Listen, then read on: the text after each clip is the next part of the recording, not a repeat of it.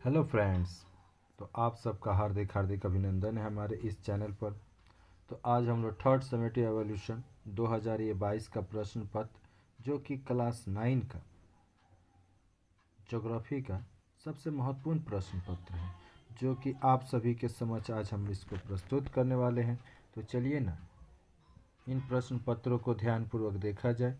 उससे पहले आप सभी से एक छोटा सा रिक्वेस्ट है कि अगर आप हमारी चैनल पर फर्स्ट टाइम आए हैं तो प्लीज़ चैनल को तो सब्सक्राइब कीजिए और बेल आइकन के बटन को प्रेस कर दीजिए ताकि कोई भी नोटिफिकेशन आप तक सबसे पहले पहुंच सके। तो यहाँ पर पहले देखिएगा, क्रमांक 1, 2 और 3 सभी प्रश्नों को आपको हल करना है। पहला नंबर दिया है कि पश्चिम बंगाल के रेखित मानचित्र पर निम्न को उचित संकेतों के नाम के साथ प्रदर्शित कर उत्तर पुस्तिका के साथ संलग्न करना है। यानी ये मैप है जो कि पश्चिम बंगाल का है, ठीक। और इसको आप अपने मैप में जो पेज मिलेगा उसमें इसको आप बनाकर और जो उत्तर पुस्तिका है उसके साथ अटैच कर दीजिए, जोड़ दीजिएगा। फिर इसके बाद आप यहाँ आइएगा तो सही उत्तर चुनकर उसको उत्तर पुस्तिका में लिखना है। भू आकृति के गठन में बहिर्जात शक्तियाँ कार्य करती है, तो ये भूतल पर कार्य करती है। सौर मंडल का सबसे चमकीला ग्रह किसे कहा जाता है, तो शुक्र को। कोलकाता में जब समय रात का 8 बजा तब उसके प्रतिपाद स्थान का समय होगा सुबह का 8। चट्टानों में मोर्चा लगने का कारण यह प्रक्रिया है, तो ऑक्सीकरण। जीवाश्म पर्वत से संबंधित है, तो अवशेषी से। शरद विषुव है, तो 22 दिसंबर।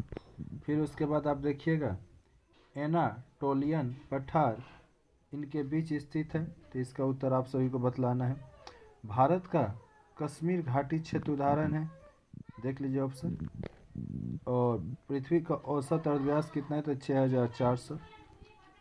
और यहाँ पर मिट्टी का निर्माण सबसे महत्वपूर्ण कारक है। मिट्टी के निर्माण में भूकंप, मोर या टाइटैनिक गति या अपक्षय, तो मिट्टी का निर्माण तो अपक्षय से होता है अधिकांश। और मृत्यु की घाटी है अफ्रीका में, उत्तरी अमेरिका में, एशिया या यूरोप में, जिसको मृत घाटी कहा जाता है, आप लोग सोचिए। और एक अंतर्राष्ट्रीय तिथि रेखा का देशांतर तो 180 के साथ आप हो जाइए। और फिलिपाइन के चक्रवात का नाम क्या है, ये आप लोग को बतलाना है, ठीक।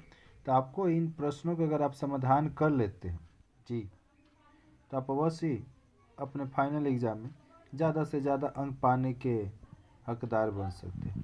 तो इनको इन प्रश्नों को आप ध्यानपूर्वक देखिए और इनको कोशिश कीजिए कि इनको खुद से सॉल्व कीजिए। जैसे यहाँ संपदा का दिया है, पहलू है कौन, केवल सपर्शीय, केवल असपर्शीय, स्थितिशील या सपर्शीय और सपर्शीय दोनों। फिर आपको यहाँ पर सैकरीन है, क्या है सैकरीन क्या है, तो इसको आप लोग देख लीजिए। तो हम आपको सिर्फ ये प्रश्न आपको दिखला दे रहे हैं, धीरे धीरे ये प्रश्न नीचे की तरफ जा रहा है वीडियो। और यहाँ पर पश्चिम बंगाल भारत का बृहत्तम उत्पादक राज्य है, तो धान में। और यहाँ पर आप भी देख सकते हैं, यहाँ पर फिर 3 नंबर में सही और गलत वक्तव्य को चुनकर उत्तर पुस्तिका में आपको लिखना है।